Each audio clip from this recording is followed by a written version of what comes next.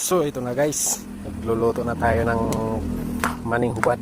Titinda natin mamaya before 4 o'clock.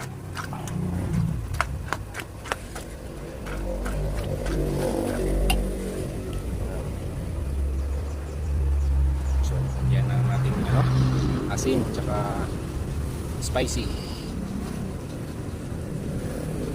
mga kapinats. May dadayuhin tayo mamaya sa Malbataan. Mayroon doon tawag ng tanghalan.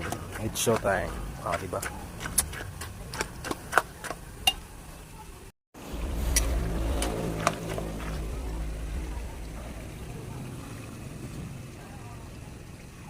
Ito yung family business.